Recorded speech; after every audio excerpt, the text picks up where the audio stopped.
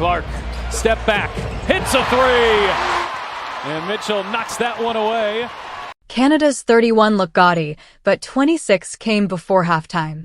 Indiana held her to 2-4-11 after the break, a tribute to Lexi Hull's dig-and-recover defense and Clark's switch talk from the back. Two major storylines converged. Full rotation health. For just the second time all year, every core Fever contributor suited up. Clark-Boston two-woman game. The high-low and drag screen chemistry, dormant in recent losses, re-emerged like a thunderclap. If those threads hold, Indiana suddenly looks less like a rebuild and more like the 8th seed nobody wants in a short series. Circle the calendar. Next on the schedule sits the expansion Valkyries, headlined by Clark's longtime college foil Paige Bueckers. Their NCAA battles averaged 4.8 million viewers. Now the stage shifts to the pros, the shot clock shrinks to 24 seconds, and the defensive physicality rises a notch. Expect ticket sites to crash, expect highlight editors to preload supercuts. Pre-game over/unders. Clark 22.5 points/8.5 assists. Bueckers 19.5 points/6 dimes. Total side-eyes exchanged 12. Make your predictions in the comments. On a night the officials swallowed their pipes, Caitlain Clark chose scoreboard revenge over verbal complaints.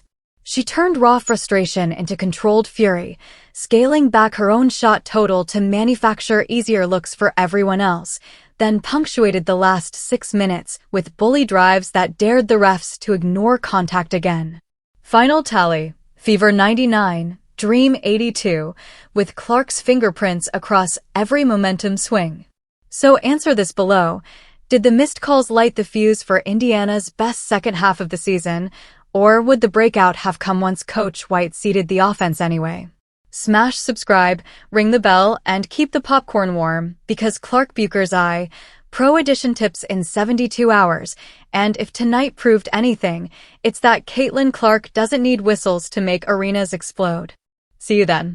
Inside Gamebridge Fieldhouse, the fans arrived expecting the usual: television trucks, standing room tickets, and at least one Caitlain Clark logo 3. What they didn't expect was a night where the whistles seemed permanently holstered. Jordan Canada shoved Clark to the hardwood, wrapped 2 arms around her torso like a judo hold. Play on.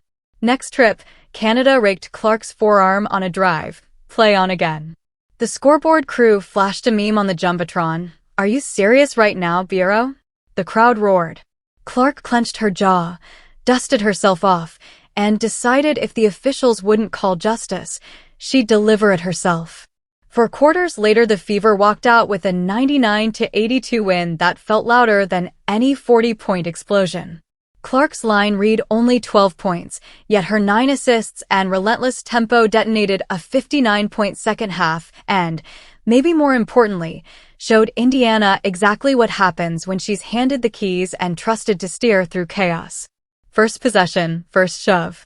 Clark crossed half court, Canada planted a forearm, and the rookies staggered sideways into the sideline signage. Fans howled for a foul. Nothing. Seconds later, Clark tried to snake a high ball screen and Canada slapped her biceps so hard the sound popped over the broadcast mics. Still nothing.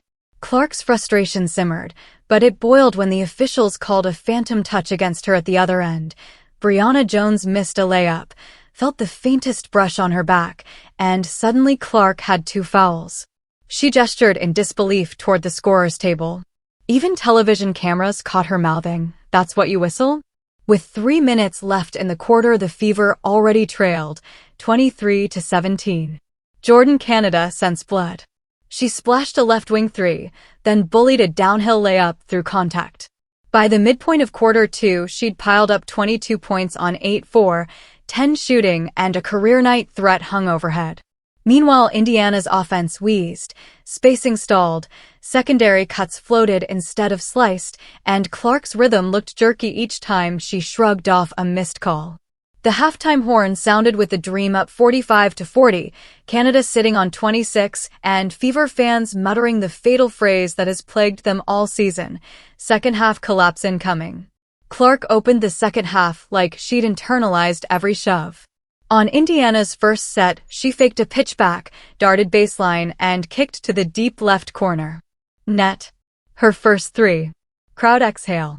2 possessions later, she fed Kelsey Mitchell curling upward for a stop-and-pop elbow jumper. Then Aaliyah Boston muscled a putback and screamed into the lower bowl. The next 3 minutes felt like momentum manifesting. Clark push-ahead Boston stride-step lay-in. Clark drag-screen bullet pocket pass to Mitchell for an and one. Sophie Cunningham corner 3, courtesy of another Clark paint touch. What once was a 5-point deficit morphed into a 58-52 fever lead. The crowd hit playoff decibel levels. Atlanta called timeout. Cameras found Canada bent over at the waist, hands on knees, gulping Gatorade.